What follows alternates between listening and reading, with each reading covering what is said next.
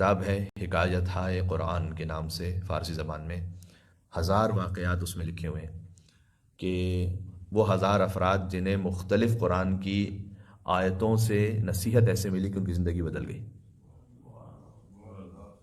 اسعد بن زرارہ ایک شخص ہے کہ جو مدینہ سے آیا ہے مکہ، ابھی حضور مکہ میں ہیں، انہوں نے اعلان نبوت کر دیا ہے اور آیتوں کو پیش کر رہے ہیں، لیکن بہت کم مسلمان ہوئے ہیں ابھی۔ اسعد بن زرارہ وہ مدینہ سے مکہ آیا حج کرنے کے لیے۔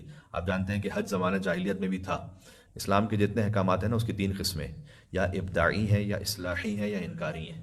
ابداعی کا مطلب ہے کہ انوویشن ہے، پہلے شریعت میں نہیں تھا یہ کسی شریعت میں، اور اسلام نے اسے اس طریقے سے نافذ کیا۔ کچھ احکامات ایسے، مثال طور پر یہ 5 وقت خاص طریقے سے اس طرح نماز پڑھنا، یہ اسلام نے اسے شریعت میں پیش کیا ہے۔ کچھ احکامات اصلاحی ہیں، یعنی ایک حکم پہلے سے تھا، مثلا حج، زمانہ جاہلیت میں بھی حج ہو رہا تھا، لیکن قرآن نے اس کی یا اسلام نے اس کی اصلاح کی ہے، اسے ٹھیک کیا ہے، مثلا برہنہ طواف نہیں ہوگا۔ کچھ احکامات ہیں جو انکاری ہیں، یعنی جو پہلے سے تھا اسلام نے انکار کیا کہ یہ نہیں ہوگا اب، یعنی یہ حرام ہے، ممنوع ہے، مثلا شراب کی حرمت ہے، ربا، سود حرام ہے۔ تو حج بھی انہی احکامات میں سے ہے کہ جو پہلے سے حج تو تھا، زمانہ جاہلیت میں بھی لوگ حج کرتے تھے، تو وہ آئے تھے حج کرنے کے لیے مدینہ سے۔ تو مکہ والوں نے اس سے کہا کہ دیکھو ہم تم ایک نصیحت کر رہے ہیں، ابھی تم جا رہے ہو حج کرنے کے لیے، تم طواف کرو گے، وہاں پر ایک شخص ہے کہ جو ایک کلام پڑھتا رہتا ہے اور اس میں سحر ہے، جادو ہے۔ مکے والوں میں سے بہت سے اس کی باتوں میں آ گئے ہیں اور وہ گمراہ ہو گئے، اب وہ اسے بتا رہی ہوں، اور تو تم جانا تو خبردار اس کی بات نہیں سننا، ورنہ اس کی بات میں اثر اتنا زیادہ ہے کہ ہر ایک اس کی بات کی طرف جذب ہو جاتا ہے۔ تو بس جب تم طواف کے لیے جاؤ تو کان میں روئی ڈال دو اچھی طرح سے، اور تم اس کی تاکہ کوئی بات نہ سن سکو۔ تو اس نے کہا کہ بہت شکریہ آپ کا، آپ نے میری یہ رہنمائی فرمائی، اور اس نے کانوں میں روئی ڈال دی اچھی طریقے سے کہ آواز نہ آ سکے، اور وہ کعبے کی گرد چکر لگانے لگا، اور اس نے دیکھا کہ ایک شخص ہے کہ جو کچھ پڑھ رہا ہے لیکن اس کو آواز نہیں آ رہی۔ پہلا چکر پورا ہوا، دوسرا چکر، 7 چکر پورے ہو گئے۔ یہ حضرت عبد المطلب کی سنت تھی کہ انہوں نے 7 چکر رکھے تھے طواف میں، جیسے اسلام نے باقی رکھا۔ تو بہرحال اس نے اپنے دل میں سوچا کہ میں بھی عجیب بیوقوف آدمی ہوں کہ میں مدینہ سے مکہ آیا ہوں، اور کچھ لوگوں کے کہنے پر کان میں اپنی روئی ڈال کر اس کی بات ہی نہیں سننا چاہتا، سن تو لو کہ شاید کوئی اچھی بات ہو۔ تو اس نے کان سے روئی نکالی، کیونکہ اس زمانے میں جو کمیونیکیشن کا سسٹم تھا وہ تو یہی ہوتا تھا نا کہ جب مدینہ والے مجھ سے پوچھیں گے، میں مکہ سے واپس جاؤں گا، کہ تم نے کیا دیکھا مکہ میں، تو میں کیا کہوں گا کہ ایک شخص تھا کہ جو کچھ کہہ رہا تھا اور میں نے کان میں روئی ڈالی تھی اور میں نے سنا بھی نہیں کہ کیا کہا اس نے۔ تو لوگ کہیں گے اس کو سن تو لیتے کہ کیا کہا تھا۔ تو اس نے اس نیت سے روئی نکالی۔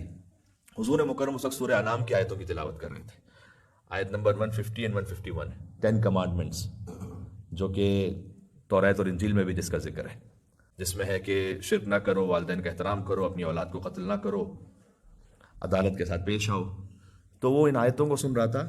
آپ دیکھیے گا 10 کمانڈمنٹس آپ کو ملے گا سورہ انعام آیت نمبر 150 151۔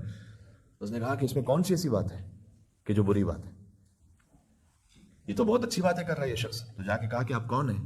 کہا میں محمد ابن عبداللہ ہوں صلی اللہ علیہ وآلہ وسلم، اللہم صلی علی محمد وعلی محمد، اللہ کی جانب سے بھیجا ہوا نبی ہوں۔ کہ اچھا میں آپ کے ہاتھ پہ کلمہ پڑھ سکتا ہوں؟ کہا بسم اللہ۔ شہادتین اس نے پڑھی، اشہد ان لا الہ الا اللہ واشہد ان محمد رسول اللہ، مسلمان ہو گیا۔ واپس گیا مدینہ۔ مدینہ جا کے بتلایا اس نے کہ میں نے کیمیا دریافت کیا، ایک شخص کے جس کے پاس اللہ کی جانب سے یہ وحی ہے۔ 72 لوگوں کو خود مسلمان کیا، 72 لوگوں کو یعنی لے کر آیا حضور کے پاس۔ اگلے سال جو ہے وہ پیمان عقبہ ہوا، حضور کے ساتھ انہوں نے پیمان کیا کہ جب آپ آئیں گے ہمارے پاس تو ہم آپ کی حفاظت بھی کریں گے اور آپ کی میزبانی کریں گے۔ حضور مکرم اس کے بعد گئے مدینہ، ہجرت فرمائی حضور نے، مدینہ مسلمان ہوا، اس کے بعد سارا مکہ مسلمان ہوا، اس کے بعد اسلام پھیلتا گیا۔ یہ سب کا سب تھا مسجد الحرام کے قریب سورہ انعام کی ان 2 آیتوں کو سننے کی وجہ سے۔ جن کے دل صاف ہوتے ہیں قرآن ان پہ ایسے اثر کرتا ہے۔ تو یہ موعظہ ہے۔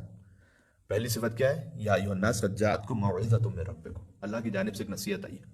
ہم کتنے آج کل ایک بڑا ٹرینڈ بھی چل نکلا کہ موٹیویشنل اسپیکرز کو سنیں گے، اور آپ ان کی باتوں کو سنیے تو آپ کو بہت کچھ اس کے ٹریسز قرآن میں، نہج البلاغہ میں، ائمہ علیہ السلام کے فرمان میں ملیں گے کہ جو ہمیں مفت میں چونکہ ملا ہوا اس لیے قدر نہیں ہے۔